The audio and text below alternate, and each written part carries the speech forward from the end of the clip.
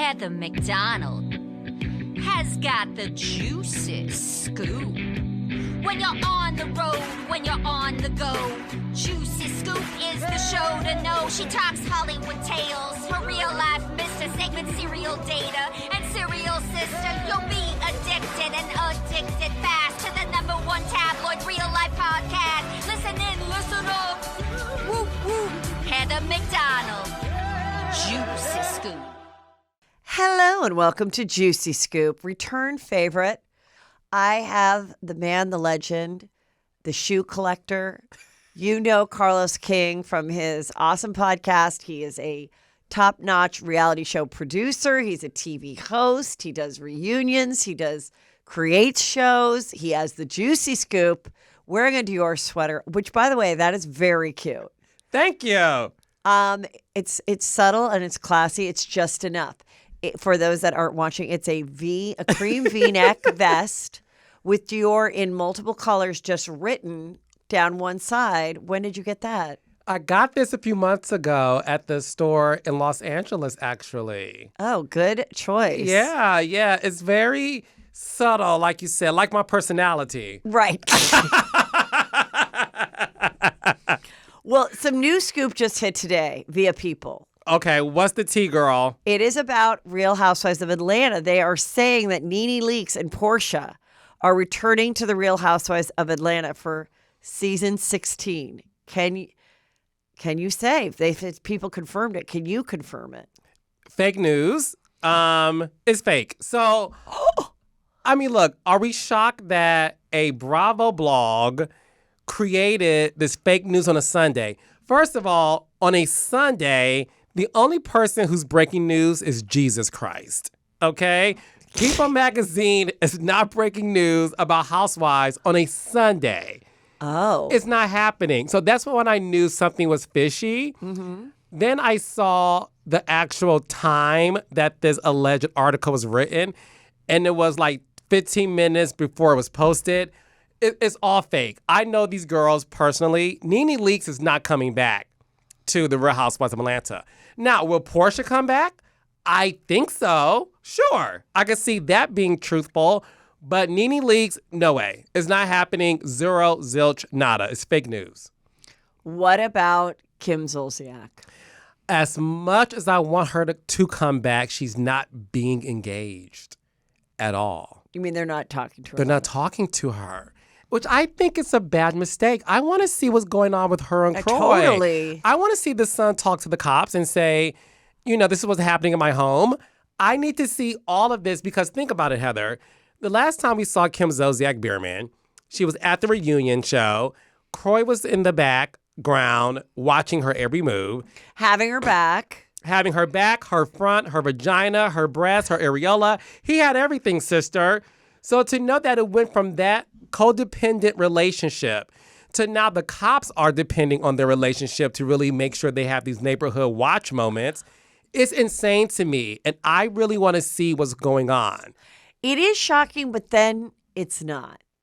Because it's like when something is too good to be true, it oftentimes isn't. And it was, they were so had each other's backs. We never saw them argue on the show. And if they argued, it was like cute arguing, like, her spending or whatever, and or too much sex or whatever, not real arguments. Even when like something bad happened, like when the child was hit by the dog, they were like on the same page about it. And I was like, wow, they really have. And then when I met them, she came and did my show and he came and I thought he was so nice. Very. Because he would have to rent a car and drive because she can't have a driver and like be in the back seat. Yes.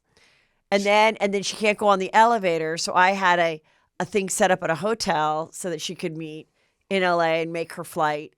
And then she's like, oh, honey, 9th floor. So then luckily the hotel accommodated me and I was like, so she had all these weird things that he never cared about, including the gambling. And I really just think the opportunities ran out, the money ran out. And once the money ran out, like he started to get pissed. And then she realized, well, what, you're not bringing any.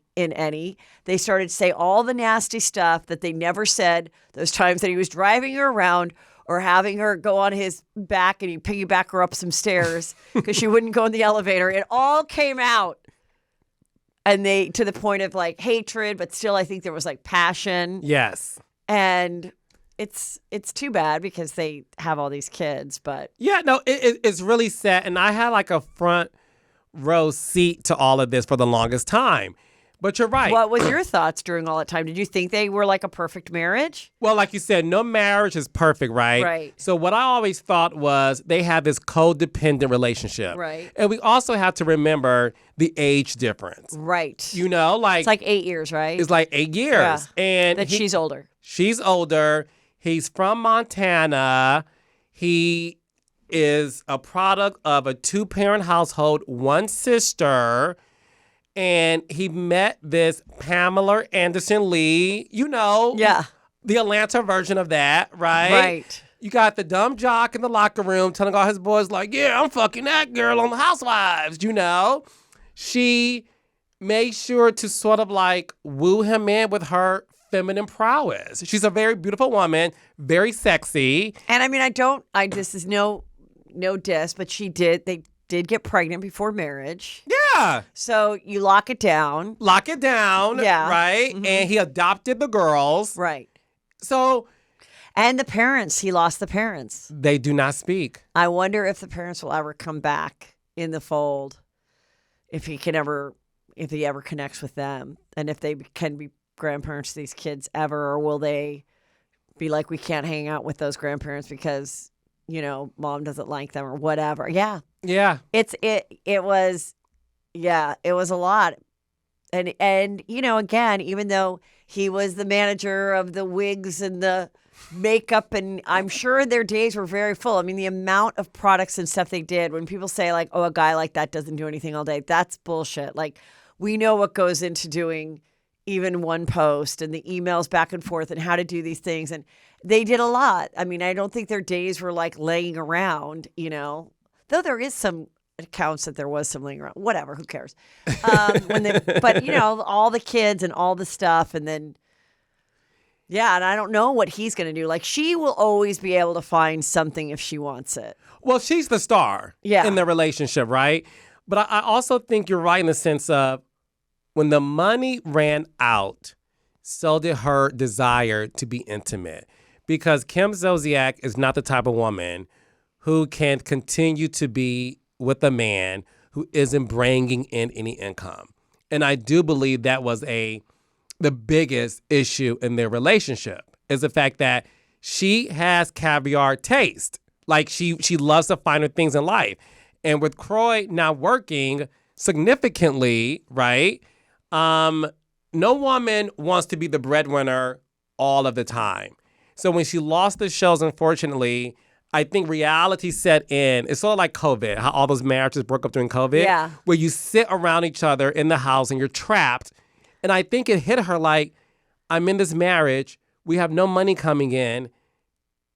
Is this really what I want my life to be? Right. And then the fight started where, she tried to get out. He tried to take the back. Also, she did have a gambling problem, which he probably blames the financial stuff on that. Yeah, it's interesting. Now, why did their show no longer exist? So what I heard about Don't Be Tardy, the reason why the show did not continue was twofold. The ratings weren't as high as they used to be. And when a show is a half hour, you can't make the talent get paid that amount of money for a half hour show. Okay. You know, when she was on Housewives, it's a 1 hour show. It's an ensemble. The ratings are great. It makes sense to get paid upwards of $90,000 per episode. Okay. You can't get that on a half hour show where the ratings aren't the same. So was it always a half hour? It started off as a 1 hour, then it became a half hour. And you know about that being in the business. Right. Your check is cut in half. Right. Yeah. Interesting. Mm-hmm. Yeah. Yeah. So that's what happened. And look, I think she deserves to be back on television. I'm a huge fan of Kim. She's my friend. I love her. I want to see her back on Housewives. I think what Atlanta needs Well, is the OGs. I asked Candy about it at this variety reality, and she's like, tell them. She would totally be down.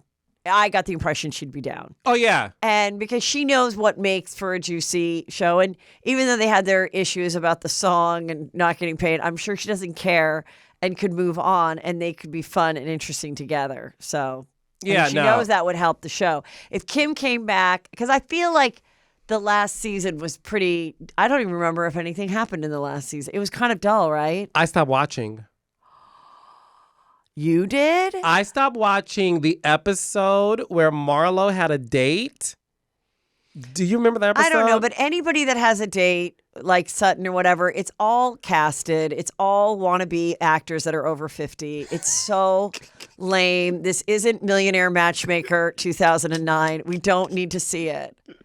Like, no, I don't want to see, and I don't want to see the funniness that goes on when your friend takes your phone and does Bumble. That was funny 5 years ago. Absolutely. It's not really that funny anymore. It's not really original. Yes. You got to have something else going on. Yeah. No, but agree it's with unfortunate because sometimes that is all you have going on, is going on dates and stuff.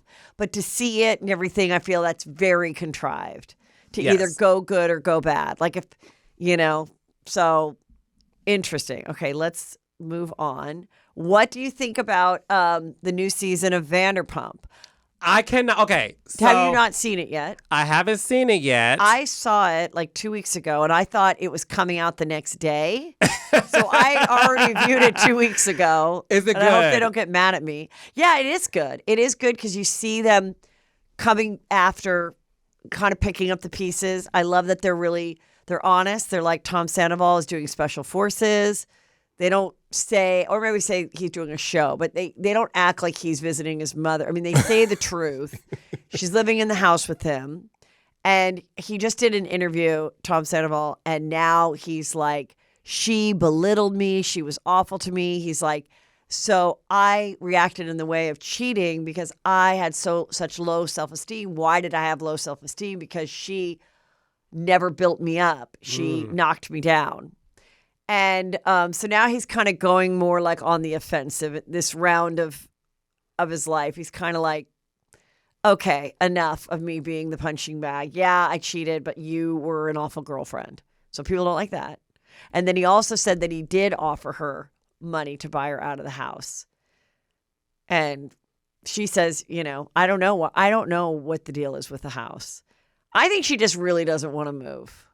Listen. I think I just think I wouldn't want to move. I haven't moved in a really long time, and it's a real pain in the ass. But you got to do it. You got to bite the bullet. You got to bring in the people and just get the movers to help you. Yeah, but you're also a mom of 2 boys and a wife, right? So like moving is a lot to do. Right. She's a single woman in West Hollywood. You can move.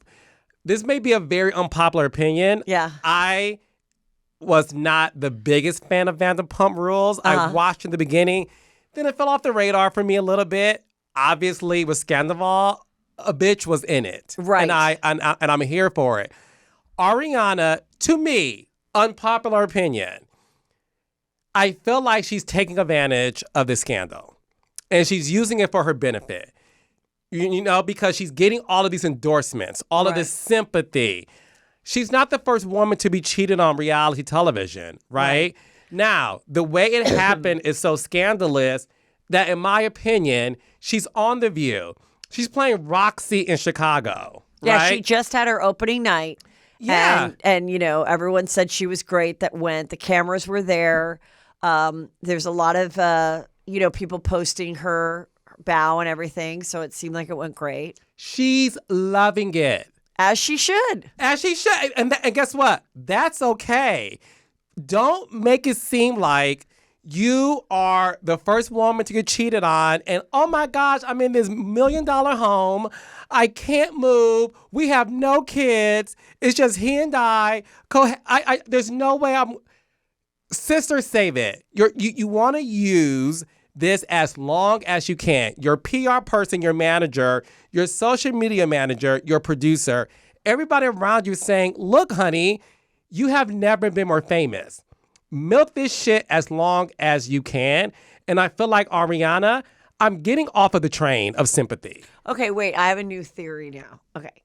Maybe the staying in the house, maybe it doesn't really bother for her to see him. Maybe it's really not that painful because she was detached and they weren't really a real couple for many, many years. And yes, he deceived her and humiliated her and she was shocked mostly because it was a friend and all of that.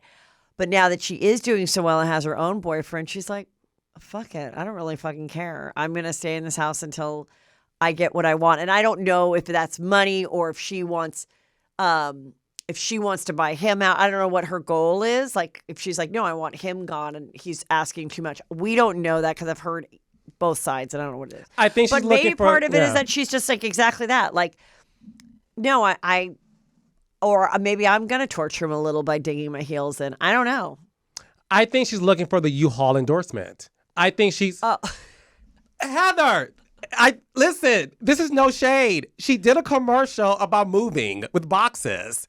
I'm telling you. Well, that's right. And then she never moved, She right? never moved. She's waiting for the U-Haul endorsement. She's waiting for UPS to call her, FedEx, USPS, okay, Uber Eats, DoorDash.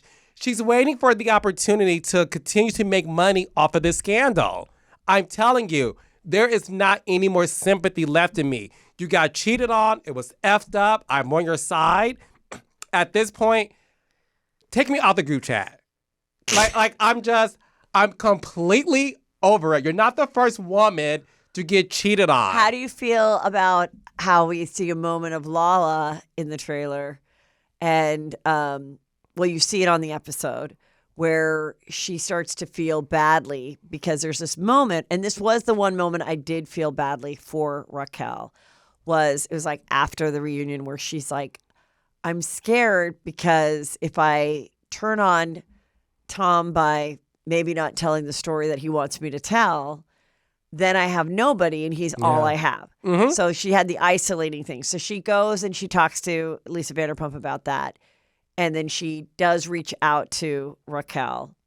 And then she has to tell Ariana, just so you know, I reached out to Raquel. And I was wondering if how the audience will react to that. But, there's this other part where she is kind of like, hey, I was cheated on too. Why didn't I get this sympathy? And I'm like, sympathy of what? Like, I mean, I sympathized. I was Lala's friend and I sympathized with what was going on because I knew she was committed to this life with Randall and everything.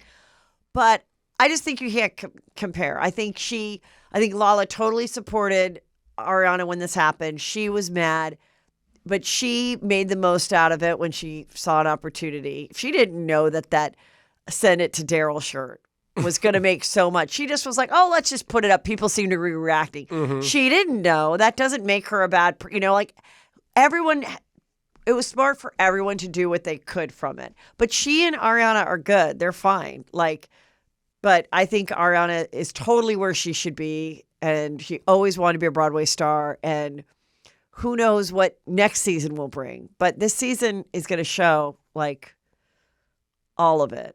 But of course they're in a different place now, 7-8 months later. Time does heal wounds to an extent. So they are going to be able to hang with each other now and chuckle and yeah. But Raquel, Raquel still has a podcast. I forgot about it. She does? Yes. Okay. And when people show clips of it, they double time it because she talks so slow, which is so smart. Look, I feel horrible for Raquel. You feel horrible? I'm going to tell you why. Okay. I'm going to tell you why. When all of this went down, she was villainized and rightfully so. If my best friend was sleeping with my guy, you're dead to me, right? But as somebody who watched the reunion, and do you remember when Raquel was in the trailer just watching the live feed?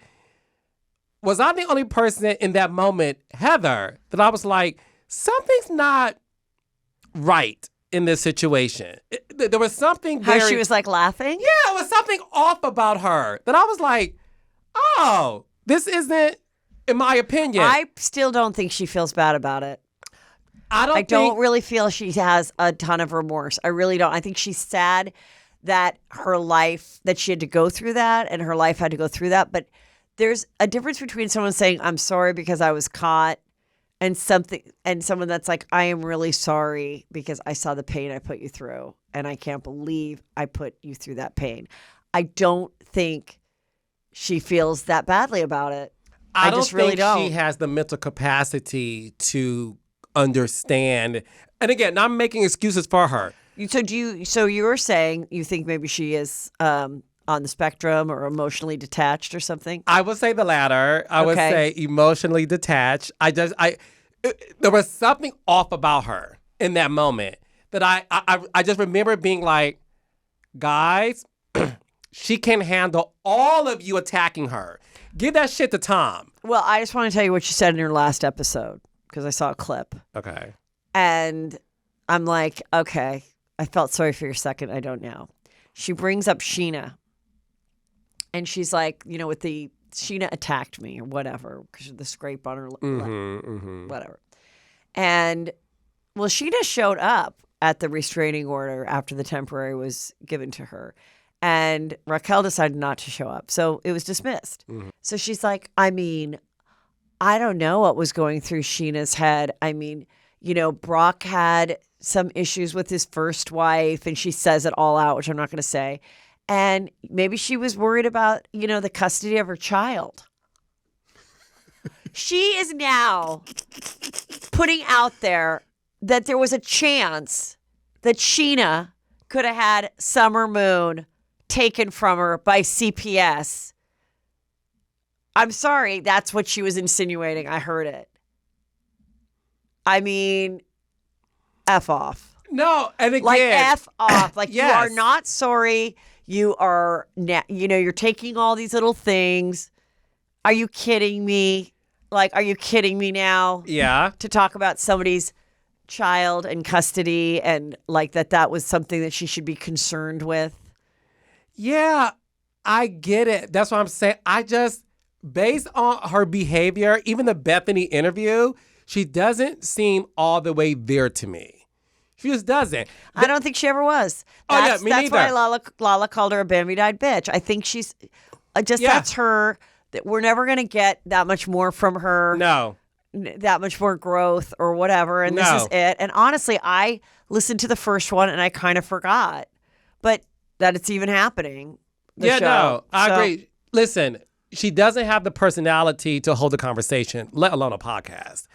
Pretty girl, very aloof, just like, and again, the behavior of somebody that can sleep with your girl's man and do it behind her backs, in her face, in her house, all those things is just, it's very troubling and a little bit diabolical.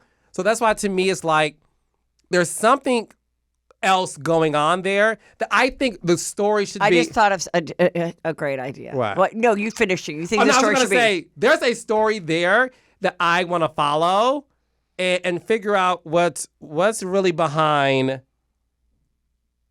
the wall. Yeah, I've said that the thing that we really want to know, the juice that hasn't been told, is going through like her journal or whatever of a journal of the affair or whatever, like when she lied here, when she was going to get caught, what she was thinking, how she was justifying it. That I thought that's the way to get people to listen. I think she'll just end up recapping the show like everybody else. Mm-hmm. And then only then if she really does feel like, okay, I'm ready to like really come clean. And then people will be like, oh my God, we're tired of hearing this story. But that's the only part that I kind of want to know is like, when you say what is in someone's head, what is in someone who does such betrayal? Yes. Because she really betrayed. And then people are like, what about him? He cheated. Yes, we get that. Guys cheat, everything. But the real thing that captivated the world was the betrayal of two women. That you are talking to your friend and acting like she's your friend and you're acting like that you're single and you're hoping to find a boyfriend when you're screwing her man. That is what, when people go, why was this such a big deal? That is why. Yeah. Because we never saw that. We saw housewives have cheating husbands. We've seen all that. Never have we seen this. And that's the thing. Yeah, and to the degree in which the behavior, again, was very diabolical. Yeah. So, look, I'm happy she went to, was it rehab or? Yeah, like an emotional rehab. So that's good. Take care of yourself. I just think a podcast to me was not the smartest thing to do. I just think she's got to make some money, and the offer was there. So why not? I thought, so the money that Bethany allegedly paid her for the interview didn't cover her salary for the year? No, I can guess what that was. $5,000? I think it was 10. Okay. Yeah. Tax-free? Well, no, why would it be tax-free? There's no way Bethany gave her tax-free. She definitely W-2'd her.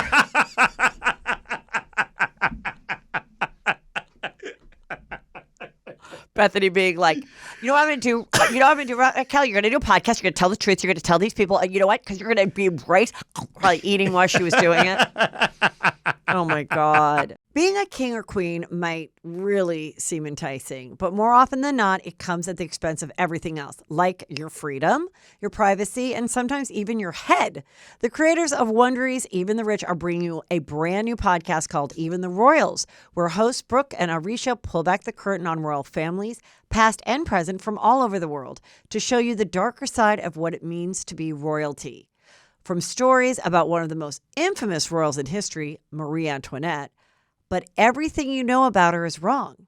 After she became queen at just 19 years old, she ended up in a battle with the French press and started a series of impossible-to-believe events. It's history's greatest smear campaign, and it had deadly consequences. Now, that is something that really entices me because it sounds like something that could happen today, but it happened back then. Or what about the worst royal marriage of all time between King George IV and Caroline of Brunswick? It's a story involving catfishing, fake pregnancies, I like those, and it all leads to a divorce trial where the whole world sat on the edge of their seats to see how it would all play out. Follow Even the Royals on the Wondery app or wherever you get your podcasts. You can binge Even the Royals ad-free right now on Wondery Plus.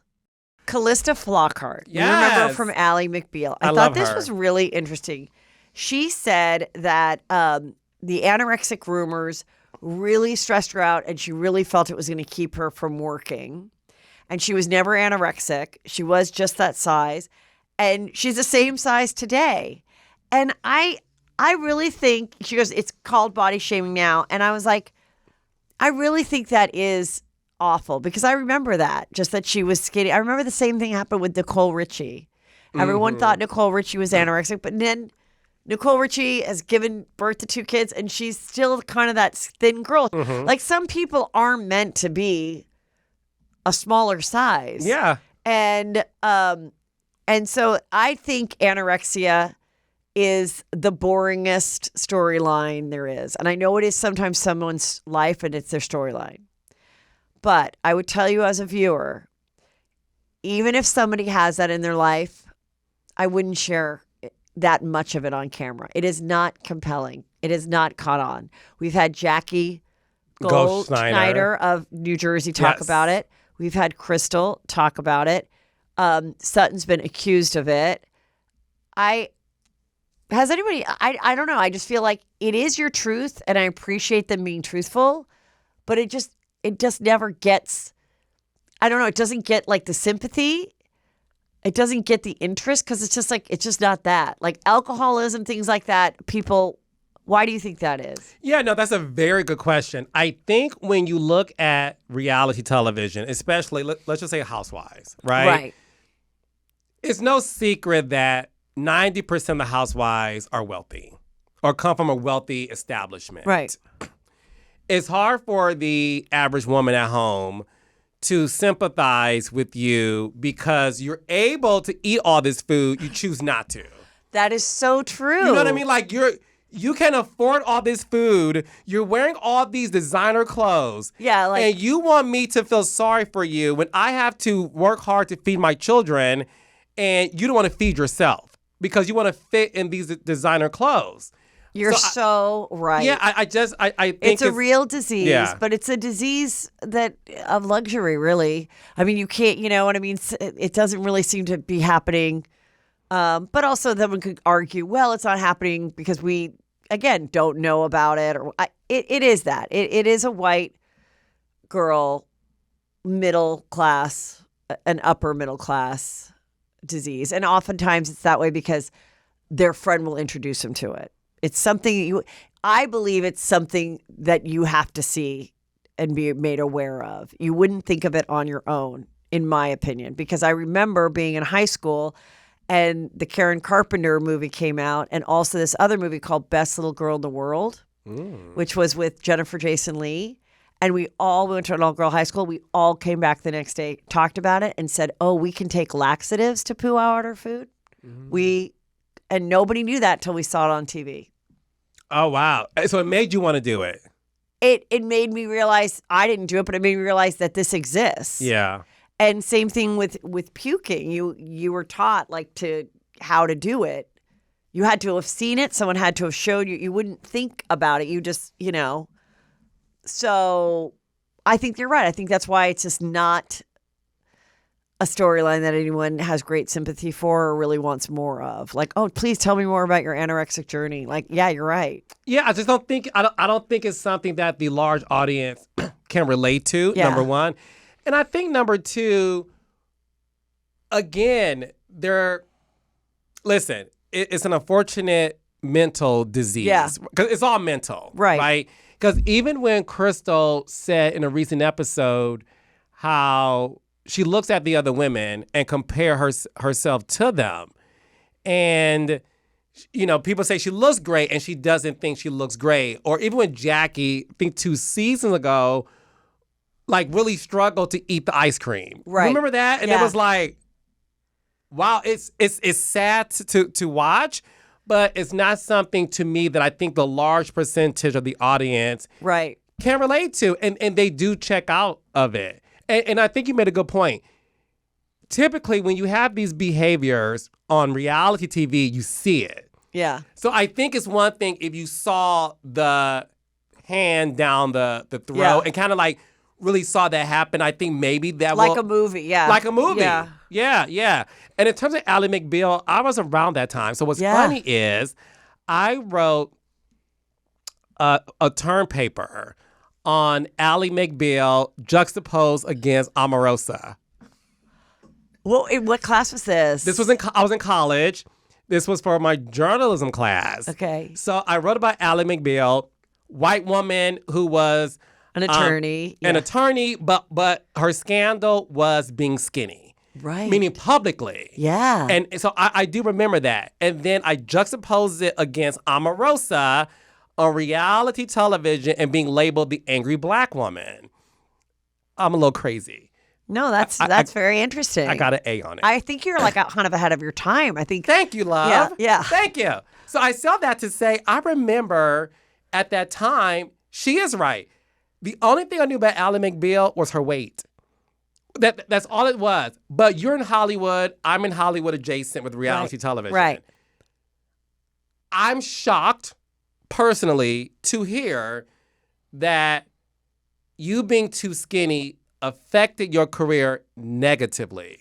I've never heard that happen to an actress. She said she feared it, that it bothered her, it got in her head. And, she feared that chatter would hurt her career. I don't know if she has real evidence that it did. But I don't think it was great. I don't think that makes you a likable person. That, because I kind of remember that all that chatter. And then people thought about Portia de Rossi. Is that her name? Yeah. Before she got married to Ellen. And she was doing really well. And then people were like, look how skinny she is. And the main thing is that, they wear these little skirts and they worked at the law firm. It was basically a musical. The show was and I don't know why. And then they're like, oh, now everyone's getting skinny. And, oh, gosh, yeah, you're right. People... Yeah, everyone, that was such a chatter. That was such a cover of the magazine, withering away to nothing. It was like the Us Weekly with the Lindsay, the Nicoles, and the Rachel Zoe. It was a Rachel Zoe too, and Kelly Ripa. I think anytime women have the bones that kind of show right here in between, like at your chest, Mm-hmm. which also can just be your body, like just like anything else. Like I have very thin legs, and people would think I had something. I'm like, no, it doesn't matter how hard I work out; they're just smaller. Yes.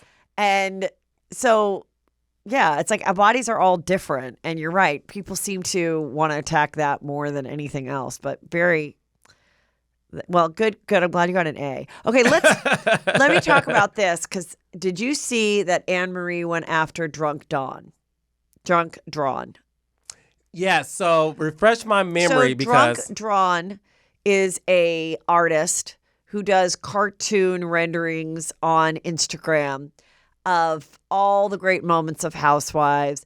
And she'll have like eyes falling out, but does really look like the person. And they're obviously really exaggerated and everything. And Anne Marie, who is the new cast member, who is not being very well received because she's a nurse of anesthesiology, and she's had numerous scenes. Now she's kind of saying the producers prolonged that. She hinted at that, where she was questioning Sutton's small esophagus and why she doesn't eat that much. And at one point did say that's an eating disorder. She has an eating disorder, and said it to Crystal. So Crystal doesn't like her either. And what Drunk Drawn Drew showed Anne Marie, who is very physically fit. She's an athlete, and her hair, is long, and she had like a strapless dress on, and she exaggerated her arms and everything to make her just look exaggerated. So she felt that was a racist drawing, and I don't know. I don't think it was great. Well, I don't no, think listen. I don't think it was a wise thing. I don't think that the Drunk Drawn person purposely did it.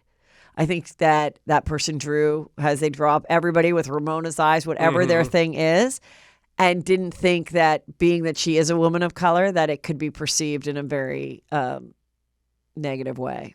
Yeah, no, I agree. I did see the photo.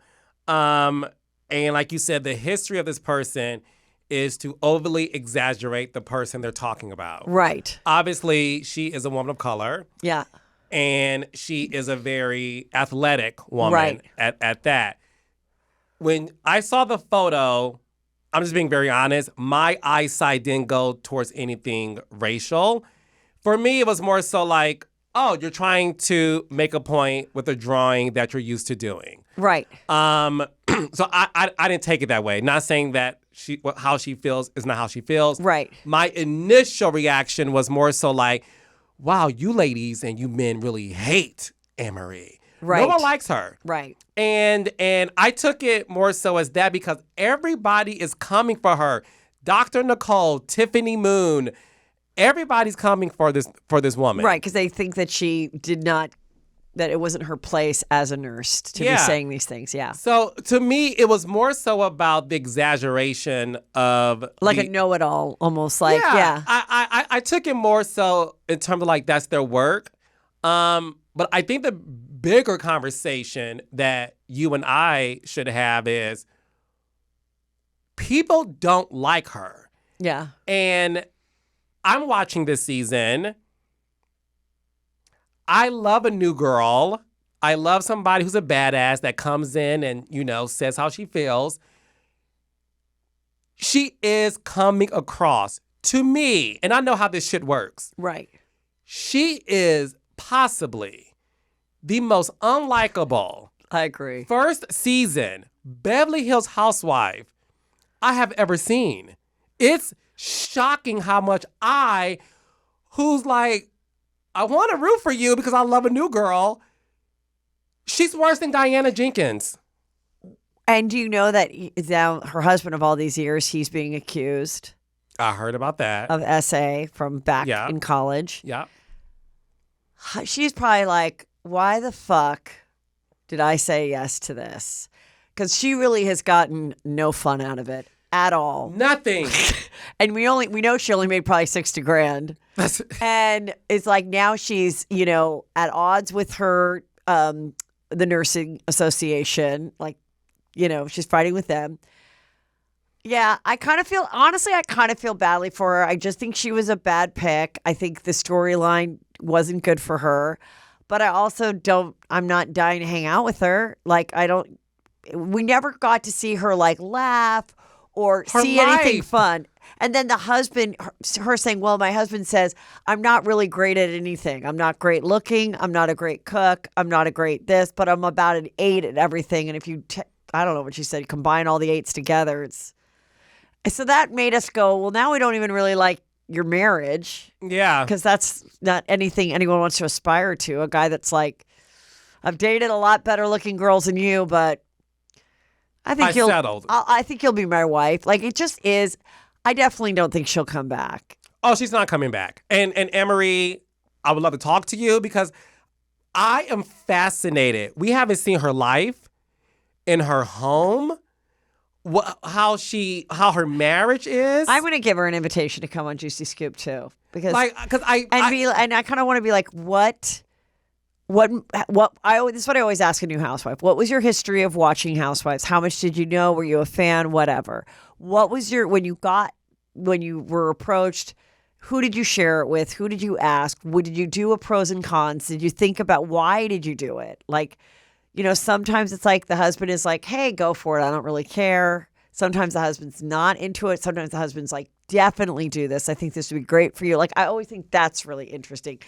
Was someone saying, oh, this could lead to such a bigger thing? Like, I understand why. It's just such a huge platform that even if you were like, God, I don't know if I want to expose everything, but I've been working on this. I always thought I could have a line of whatever. She's a nurse.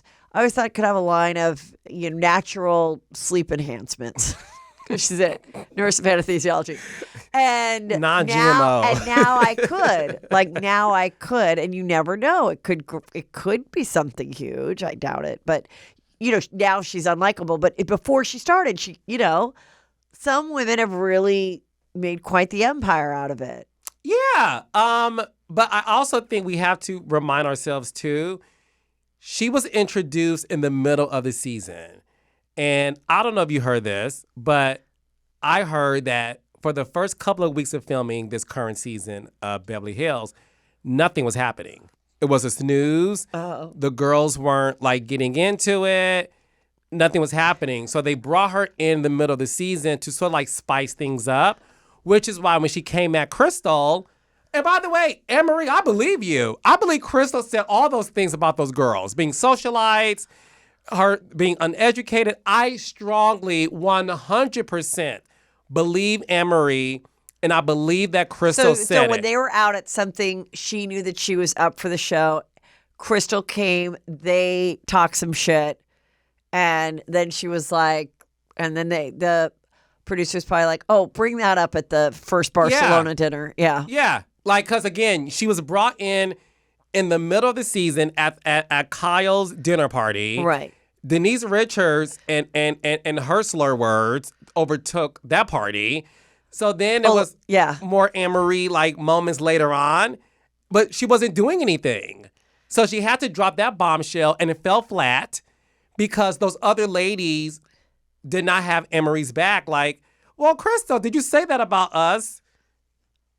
No, it fell flat. And then they showed that clip where she said they were uneducated. Exactly. And then Dorit got in a lot of trouble because she's like, oh, please, uneducated, says the child bride. And it's like, Crystal graduated from UC Irvine and got married at 24 2 years later and has this whole company. You know that Crystal has a whole line of coconut water? Saying that? They won't let her because they want to keep this idea that she is just like this chick that married this rich producer. And her, I know more about her brother and his situation. I had Guy Branham, who's hilarious. He wrote me and he goes, why does Crystal think we want to know about her brother? I don't care. And I go, but listen, it's not Crystal pushing it. It's them being like, okay, let's have a lunch with your brother. And she agrees. But no, nobody cares about the brother. Don't care. Yeah, no one cares about the brother. And I really like Crystal as a person. I think she's super nice and normal. But yeah, if there's nothing. She's normal? She's very normal. She's probably too normal. She's probably just too normal, you know what I mean, for the show. Yeah. But but she's delightful, and she is fun. I love that. I would love to see her PTA meetings. Let's ask about, the Denise Richards, did you see that the herbal chef the pot chef or whatever you want to call it, the weed chef, went after her because she is now backtracking on her behavior with her upside down pink coat and her you know what you said. That she said that she must have had too much of that food and that made her that way. And he was like, absolutely not. Like, you came wasted, which we know. It was an hour drive from Malibu to Encino. She had whatever it was. She took a gummy in the car. She had a drink on the way. She had something. And then he's like, and the whole thing of doing this is like, we are not going to get people to the point where they don't know what's going on. It's how much weed you want in the food, the drops, or whatever. You're supposed to experience nicely. So he was coming after her. But, I mean, you also can't blame someone for, you can't blame for someone who then wants to, like, kind of lie about it and be like, I don't know how I turned out that way. I don't know if it was the cocktail or the weed food, but, like, I mean, why does she have to say what's happened? Is she in a court of law? Like, I'm just saying, like, I don't totally blame a mother who was wasted for going, like, I don't know. I think if she would have owned it and You're right. I mean, she should have, but I'm also saying I recognize why she didn't own it. But I feel like it's one of those, this is the reason why. It could have been funny if she was like, all right, I'm going to tell you what happened. I had that Casamigos in a cup the whole ride over. I was fucking wasted, and I was nervous as shit, and I got drunk. Yeah. That's it. I haven't been on this show in 2 years. I got to confront Erica J. She's a huge bitch. Yeah. I needed like some truth serum. I threw it back. Camille's ass was not going to drink anything because she has to be fucking alert. Right. I got to ride in the car with her. I'm bored. I threw another one back. So I came in wasted. How many moms got wasted during the week when they had a mommy night out? Right. I'm not the only one. And I think we all would have said, well, yeah, bitch, go ahead. Right. But like, to blame the weed. Yeah, that was not cool. And I'm glad that he called her out because that is his business. Yeah. And a lot of people, probably want to hire him and have that experience. And so he was like, fuck that. Now, what do you think about the lawsuit of Caroline Manzo suing Bravo? Brandi Glanville as the perpetrator. And Brandy's like, please, why won't this air? It will never see the light of day. That's what I point. said. It'll never see the light. Brandi Glanville, sorry, boo-boo. It's never going to air. I feel bad for the Gretchen Rossies of the world. And wasn't Camille? Like, they were and so... Alex McCord. They were... First of all, I want to see it. But also, this would have been their, like, entree back into... Yeah. They should give them a do-over. Yeah. They absolutely should do another show and have them all back on. When you read the fine print, because I read some of the court documents. Well, I read all the court documents. It wasn't fine. I read every little step of it. It was very detailed. Yes. Disturbing. Yes. Sad. Yeah. Listen, I worked on New Jersey Housewives, so Yes. I know Caroline Manzo on a personal level. What I can say to the world about Caroline Manzo, in real life, she's very conservative. And I don't mean her views in politics. Okay, yeah. I mean like as a Married woman, yeah. She's always been very, very conservative. We didn't cuss around her, make any jokes because not that she was a prude. She was fun, but she had boundaries. And she would say to us like, I'm not them. In the sense of like, you guys can joke about that stuff around like a Teresa Jacqueline, but like, that's not me. She always understood, like, this is who I am, accept me or don't. And I so happen to accept her as she is. To read what Brandi allegedly did in terms of, like, the groping and the hand fondling and all that stuff, my heart bled for Caroline because I know what type of woman she is in terms of being conservative. But also know that if something like that is happening to you, you're sort of confused, to me, like, right. What's happening? I'm on a show, what's going on. And I also read or was told, or both, that at the time it happened, they allegedly approached Caroline and said, what do you want to do? didn't want her to leave, and that she allegedly said, "Don't put that on me. Like, I'm not going to be the person to tell you guys how to do your job." Oh, that's interesting. Yeah, so I saw that to say it's bad. It's really bad. I feel bad for Caroline. I did think it was interesting that Brandy's name isn't listed as the person she wants to sue, which a part of me felt like, okay, maybe because she knows that Brandy's a single mom and doesn't want to take her money, or feels like, based on what I read, that because they were provided with alcohol and Brandy's alleging that she was, that this is what she does, that she doesn't have the responsibility. But I think overall it's I think it's like if your kid got attacked in a classroom by another kid and you don't sue the kid, you sue the school district and, the principal and the whatever, because you're like, you provided the environment and this kid is a kid. Yeah. So I'm not going to go after someone that was at my level like that.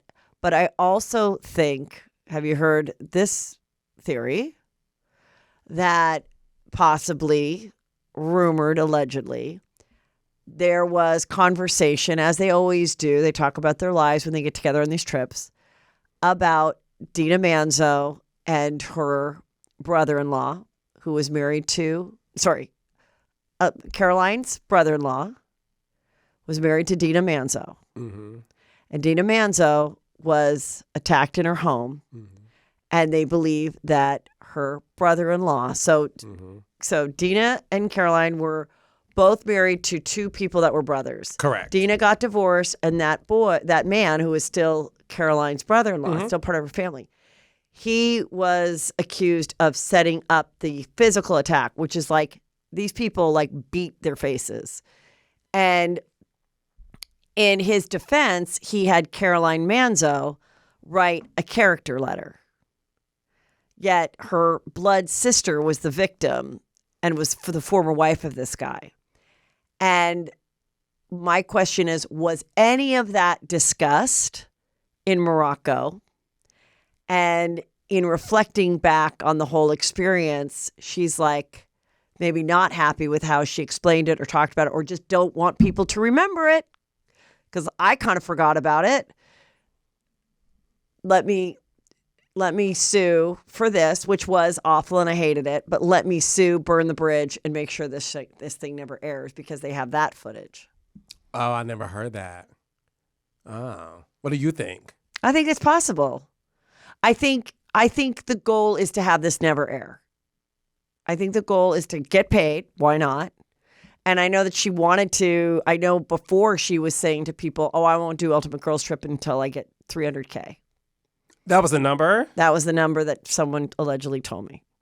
And I don't know if she got it, or I don't know if she got close. I don't know if 250 was close enough, because I think that's what everybody got the last trip was $250 a week. Yeah. So maybe 250 was close enough because they want to keep it favored nations or not. Maybe they don't do favored nations. I don't know. And so I think that it was kind of like a win-win kind of a situation. But I do think she was pissed. And I do think she was fucked. She didn't want it or enjoy it. I also think if we saw the video, which is what Brand is asking for, it could be more playful. How many times have we seen housewives go, ooh, with each other's boobs and slap each other's butts and let's see you guys make out. And so when people say, oh, if this was a man, it's not a man, though. It's not a man. And yes, it is violating and everything, but it's not a man that did this. And it could have been in a more playful way, but then continued on. And then they didn't stop it. So I think two things can be at the same time. I think this happened. They were in the wrong not to stop it. And they should have cared more. And I think Brandy also gets hired to be this person. And they knew what they were getting. And I also think she doesn't want this to air because I think she talked about other shit. Do you think Brandy would ever work in this town again? Well, she's gone through a lot of trauma because of it. She feels apparently she has lost a lot of jobs, and I think this is really bad because she did get cast in a lot of things in between. a lot of, Big Brother Europe and whatever, Traitors or Villains. I don't know. She's been on all those type of shows. And she's good on them. So that's unfortunate if this now stops it. I mean, I think the only thing, if I was Brandy and I wanted to try to get another job, I think I would have to give up alcohol to say this will never happen again. I still stand by that I wasn't doing something malicious that wasn't encouraged by whatever she wants to say. But I think the only way that she can get more jobs is just being a clever, funny girl that she is, who's pretty, is to be sober. Yeah. Yeah. Not a bad idea. I mean, can't hurt you, but you'll miss it. But I think she could, she's done a podcast for years. She can be funny. She can be clever and stuff without alcohol. But that's the only way I think if you want to stay getting shows. But then maybe that nobody would want her. I don't know. But definitely Bravo's not going to hire her again. So she's got to figure out what's going to do. I think she knows that. So I think to save her reputation, that's what she has to do. But I kind of feel badly for her. Just, Okay, so we didn't know if this is true, but it's true. Andrew Shue and Marilee, who this is Amy Robach and TJ Holmes, exes, are dating. They were seen in an airport together. It's for sure on. This is weird. It's very Housewives of Salt Lake City in terms of two exes dating. You mean OC? OC. OC, yes. With Shannon Bedore's ex, John Jansen, dating Alexis Bellino. Yes. And allegedly, Alexis Bellino and Jim Jansen allegedly reached out to David Bedore and his new wife, Leslie, and said, would you like to join us on a fun boat afternoon? Alexis is going for the motherfucking taking. But I could see Alexis and Leslie really hitting it off. They have a common thing, and I don't think that the producer, what could get you harder, Carlos? If you were producing Real Housewives of OC, if David and Leslie it's so cruel to Shannon, but if David and Leslie Bedore wanted to come on the show, do it. Don't you think they've been approached? Absolutely. This is the thing. OC is back in this great era. Thank you, Tamara Judge. It's so fucking good. Last season was tense across the board. Tamara came in, set it off. The thing with Shannon that I always struggled with, and listen, I think she's a nice woman, whatever. I've always struggled with the lack of honesty she gives to the show and her story. Like, you're not over David. You still want David. You're not into John. I believe all those stories that Heather, Emily, Gina, and Tamara said about you when it comes to John. Well, telling on herself. Yeah, and bitching about him on the phone. Yeah, you're still in love with David, and that's okay. I don't think she's in love with David. Oh, she is. No, she's not. Heather McDonald. No, she's not. I think she has moments where she mourns the fact that she's not married to the guy that is the father of her kids, and they went from listen to this. They went from a $16 million house before someone called her from the Real Housewives of OC. Let's just think about this. Okay. She's living in a $16 million house that they built that I've been to that was absolutely beautiful. Had the kids' tea room, and my kids hung out there. It was stunning. The basketball court, everything. And they got to go to the SC games, and they were cute and everything. She goes on this show. It gets exposed that there was infidelity. They do that funeral thing.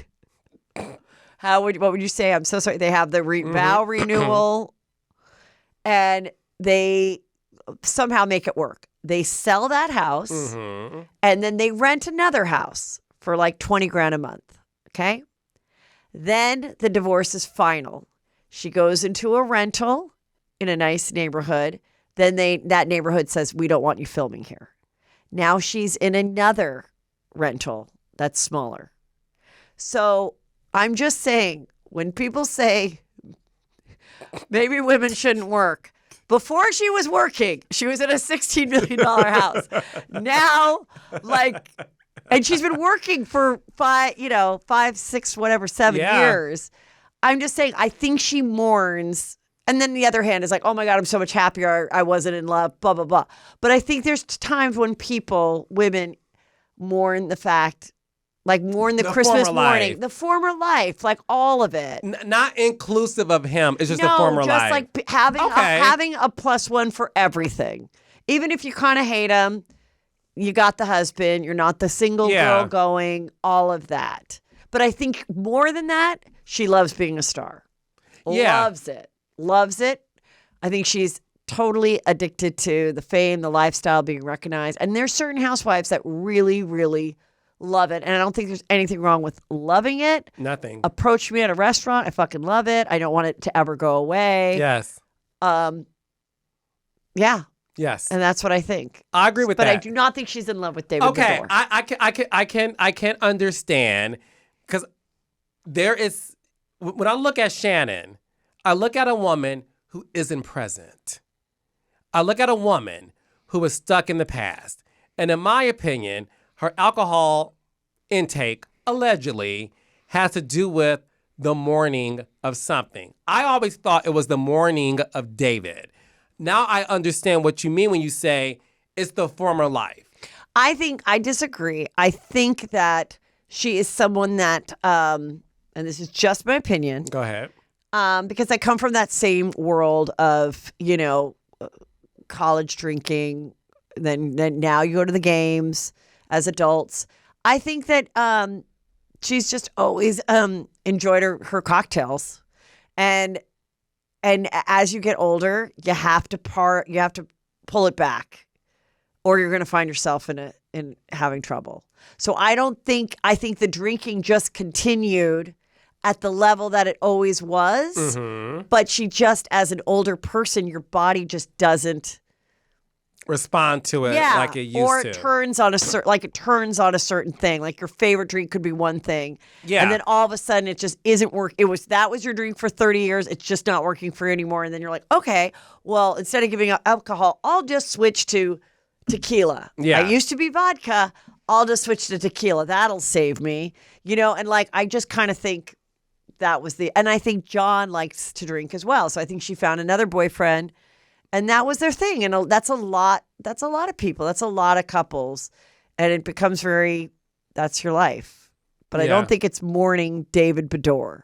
I do not. Okay. Yeah. I think it's mourning the Bedore lifestyle. Okay, the lifestyle, the family. But Alexis. And also now the girls are all gone. Yes, and she's like alone. But she looks good. She looks good. I just saw her filming. She looks good. Oh, no, she looks great. And the thing is, I think Shannon's great for the show. I'm happy Alexis is gorgeous. Beautiful woman. I'm not mad at the fact that she is back on this show becoming who we have no idea she's about to become. Because remember, she was called Jesus Jug. She loves God. And she was sort of like, this. I don't really think she is that anymore, though. But no, that's my point. Yeah. She was that. So now we get to see who she really is today. And she was on before. And the other part is, hey, I was on the show before you, Shannon. I'm just saying, devil's advocate. She's like, hey, I was on the show before you, Shannon. I have every right to be here. I have every right to make this coin. This guy we like each other. You guys weren't getting along. Like, that's probably going to be the attitude. And the attitude Shannon has to take is have him. Like, she needs to be like, have him. Enjoy yourself. She won't, though. She's going to spiral. Hopefully she won't. Hopefully she'll stay it's going to be very easy to poke and prod Shannon. Yes. It's the easiest thing in the world. And I'm going to tell you. So if she can stay unbothered, it will be the greatest thing, but the producers won't be happy. Then they might not ask her back. Her name is really Shannon Botherdor. Like, she is always bothered. Alexis is beautiful. Not saying Shannon isn't. Alexis, you saw that shot of her on set like yesterday with the pink number? Yeah. I mean, Heather McDonald, we're talking about a fucking bombshell. God, you were right. I think she's attractive, but I think I think Shannon is very pretty too. Now she's older, but she looks really good. No, she does, but she's no Alexis Bellino. All right. Jesus. Honey. You know, you're so horny. She's going to turn you straight. Wait, I have to tell you about TJ Holmes and Amy Robach. Well, I've been listening. I'm off that reality show, by the way. Oh, do you? Oh. You can probably get it. Would you watch? Well, yeah. And guess what? She doesn't like doing podcasting. Who? Amy. What did she say? Well, welcome to my world, bitch. Yeah. It ain't easy. She's like, I never had to stress so much. This was in her podcast with him about content, ratings, booking people. Like, I miss my TV career. And then they work together, like coming up with like topics or whatever. And he works quiet. And she's like, he doesn't like me anymore. And then he's like, I can't be worrying about touching your back while I'm trying to work. And it was like, I'm listening to this therapy session. And I'm like, yeah, it probably was more fun when you were both married to other people and you were fucking in someone's dressing room after doing the Good Morning America. And then you went off and made lasagna for your husband and was thinking about it. Like, yeah, it was probably more exciting than now barking at each other about reading an ad.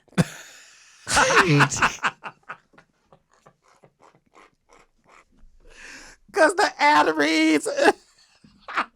I'm a McDonald, ladies and gentlemen. And I mean, it is so satisfying for taken from somebody who has been working with her husband for many years on a podcast for 9 years or 8.5. Like, yeah, it's harder than you think. It's harder than you think. They're miserable. They are miserable. And then he's like, you need to come over here because we're not okay. And she's like, what? And then they just turned on the microphones and then they had an episode about it. She's crying. It is, and he's like, I'm totally confident that this is going to work out because it has to. And I was like, well, that doesn't sound great either. To. She misses her former life. Listen, this is no shade, and I'm not judging. Right. I just know a lot about marriages because of what I do for a living. Right. When you're having an affair, I don't think what people understand is when married couples are having an affair, it's the excitement of the affair. It's the secret unknown. Do you know what I mean? It's the, like you said, it's the lasagna being made at home for your husband while you're thinking of getting cooked by your mistress. Do you know what I mean? Remember that scene? Did you ever see that movie Unfaithful with Daly? Of course. And she's coming back from the on the train after fucking him before going to make the spaghetti that she burns. And then she like is smiling and laughing and then she just go to the bathroom and clean out her underwear. Yes. Because there's still some coming in. Yes. But no judgment, Heather. That's fun. It's the excitement. It's the thrill. Yeah. And listen, you're on like the #1 morning show in America. You get to like hang out with Michael Strahan and Robin Roberts. And you get to do the 3rd hour of GMA3. And let's be honest, that I've always said, a morning talk show where someone's giving you the cards, it's not a hard job. No. It's not a hard job. No shade. You got to wake up early, but it's not a hard job. And then you're done by like 11 and you can have a big salad and go work out. Or a big penis during lunch. Right. Go have a big penis and a big salad after. And then be back at your like nice home in your sweats in by Connecticut. Like 3. Yeah. It's not that bad. So they're both miserable because at the end of the day, they're both career driven. And you have been reduced from being on the #1 show to reading to being on iHeart with every other housewife. And Rachel and Raquel, she's on iHeart too. I don't know. Amy, run. Get back with Andrew from Melrose Place and just say, I'm sorry. He's dating TJ's wife. This cannot. I'm this not is accepting real. this. It's real. They're on a trip together. It's real. I cannot accept this. Okay, we're going to wrap up in a little bit, but tell me. Oh, honey. As you know, Monica got fired. What would you have done if you were the producer of Real Housewives of Salt Lake City? I am the producer, the only one, along with my showrunner, Linda Roloff, who worked on, no, I did season 1. So I'm the only producer who did 2 seasons. I did seasons 1 and 2 of Jersey with Danielle Staub. Okay. I said this to you, to your face. Without Danielle Staub, there will be no Real Housewives of New Jersey. Because Teresa would not have flipped the table on Caroline Manzo. Right. Do you know what I mean? We had to bring Danielle back season 2. Why wouldn't we? We had to show the audience, can this woman be able to make amends with her friends? Let's watch the journey. And we watched it. And we watched Teresa chase her down the country club. The thing with Monica Garcia, I'm fascinated by her. No one was thinking about Salt Lake City. It was the Real Housewives of Dallas of the franchise. It was the forgotten child. You ladies are now the talk of the town, thanks to what Monica brought to the show. And yes, you guys subsequently gave great content because of that. To remove the person that made the entire universe of Housewives the most talked about franchise as of today was stupid.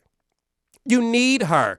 Let me see her try to make amends with you that we did with Danielle before Danielle got with the security guard Danny, the bodyguard, the Kim G and the Kim D's.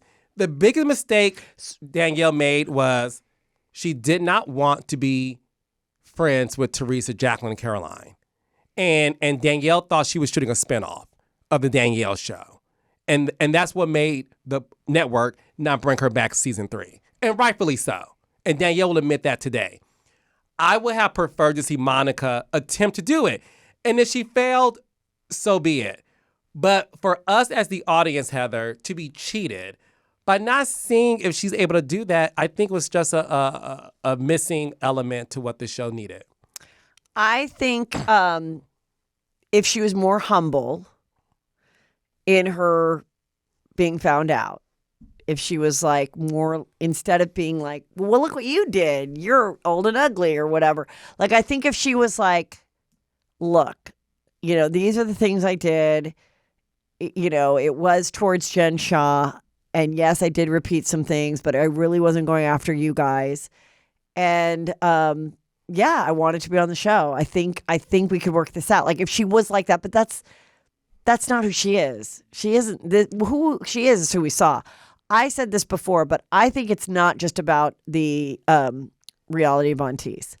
I think it's that she put cameras in Jen Shah's house and they were going to her phone. And she was privy to a woman's life that was not part of Bravo, that could have been fights with her husband, talking to her boys. And I think that is what made Bravo say, we can't have you. I think if that camera thing hadn't happened when she was the quote unquote the assistant, and if it was just reality Monteith, I think they would have tried to keep her and maybe brought a friend of hers on somehow, because the only friend can't be Mary, And at that point, it was 5 against 1. Yeah. So what do you do when it's 5 against 1? I think there's some truth to the cameras in the house, but I want to go further with you from what I heard. Okay, tell.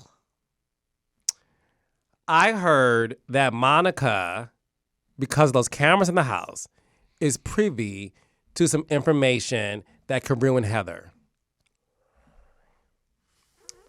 And that the reason why Heather, who conveniently, and you guys, this is a reality TV producer. We all know that the 2 most important episodes of any reality season is what, Heather? The season premiere and the season finale. Those are the 2 most important episodes of any season. How convenient, Heather, that all of a sudden you and your hairstylist and her curling iron found all this information about Monica on the Bermuda trip that was going to be your finale. And that you just so happened to stumble upon all this information. And when you guys recreated that Big Little Lies scene where Meredith played the role of Nicole Kidman, okay? And Whitney was Reese Witherspoon, okay? When you guys reenacted Big Little Lies, we have a traitor amongst us. And all the ladies, oh my gosh, I'm shaking. What's going on here? Oh my gosh. Heather was trying to make sure that she gave the girls all this information and to get Monica out of there, because this is what I know as a producer. If you confront a housewife with information without having the alliance of your other co-stars, you are going to look crazy if no one has your back. It was very important that Heather had the backings of her co-stars. So that when Monica, to me, who sat there cool as a cucumber, yeah, she said crazy things about Lisa, right? But it was important that Heather made sure that she had all these women on her side. And when she said, you can leave, you can go, I'm more disturbed that Heather got away with lying on production. You and I both know what it's like to be behind the scenes, doing all the work, working late night hours. The fact that an investigation was launched to production because she thought they may have punched her in the eye or hid footage is more disturbing to me as a producer than Monica having a fake blog or a blog or whatever. And yes, I agree with you. The tapping of the house is not good. And I do agree with that. And I do agree that at the reunion, I would have loved for Monica to say, I'm sorry, it should not have happened. The one thing I want you guys to realize, I would like to earn your trust. It may take some time, but I will give you ladies all the time in the world. That's it. But that just isn't who she is. Even if someone gave her that advice, that's just not who she is. And we want people to be real. Listen, I think she's got a big future in reality TV. And I wouldn't be surprised if they bring her back. Mid-season for sure. Or in some other situation, or an Ultimate Girls, one-hit wonders. I don't know. But I think that she will do just fine in life. As far as like being cast in other things, and maybe they'll bring her back on Bravo. And so I think what she's doing is correct, to just being like, she was on the red carpet of something and they said, how do you feel about you not being asked back? She's like, I think it was the right decision. And then she's like, no, I don't. Of course I want to come back. But she's not attacking them. She's not throwing producers under a bus, not really. I mean, she kind of lied and said they knew. But then she sort of shut up about it. Then sources said that possibly the casting producer knew. Yes. Yeah. Right. So. Yes. Right. And I want her back, Heather. I want to come back on the show next season, because this was the best season of Salt Lake City by far. No, I did. I really loved it, and I do like Heather Gay. I complain that we still don't know what happened with the eye. I don't know if she's saving it for her next book, if I'll ever find out when I meet her, when I take my son to look at University of Utah and she tells me after a cocktail. Because she says it was her, but she never says like what happened. Like, we were messing around, we were wasted, I put a little ice on it. I did not think it would blow up like that, but yes. Or she did get mad at me and it was a deliberate hit in my eye. Like, we still don't know. Were they messing around? It was a mistake, but it really was, at the hands of Jen. I don't know. But yeah, but saying it on the book tour, joking that it was a producer, that was wrong, but it was on the book tour. It was without the cameras there. It was on her own time. But they had an investigation, allegedly. Oh, okay. Because she kept saying it. Right. Well, yeah. To sell a book. And to protect. But it wasn't even in the book. No. She was using it to, on her press tour to like gain interest. I was told that, speaking of someone who loves the fame, Heather Gay is the one you need to watch out for. Oh, I know she loves the fame because I went out with her and she couldn't believe that people recognized me and not her, because I had somebody come up about white chicks or something, and another person about Chelsea Lately, and another person about Juicy Scoop, and it didn't bother me at all because I've been hanging out with Real Housewives in the wild for like 15 years, and it doesn't. I get it. What did she say to you? She was really nice. She just was like, "Oh my God, I can't believe they recognize you and not me." She said that? Yes, and I was like, it doesn't bother me. I like her. I really like her. But I think in Salt Lake City, I don't think she'd ever hung out. We were in Park City. I don't think she'd ever hung out with someone other than someone in her cast that might get recognized. So in her defense, that was it. But I was like, hey, look, I know. I know. And my one friend goes, doesn't that bother you? I go, no, it doesn't bother me. I mean, that's why I find these women fascinating. Because they became so much more famous than me within like a year. That took me like 30 years to get to. So here's to the shortcut. Who cares? Who cares? Carlos, tell everybody where they can enjoy your podcast and follow you and everything. Reality with the King podcast, wherever you get your podcast, plus my YouTube channel. And follow me on all social media platforms at @TheCarlosKing_. Love you. I Isn't love he you, a baby. delight? Love you so You're my Oh, fave. and everybody go to heathermcdonald.net. The tickets for my show in Thousand Oaks, California, just outside of LA, March 16th, Saturday, 7 p.m. They will be available to everybody. But if you're part of Patreon, the pre-code is there. The pre-sale code is there. But now everyone can get it.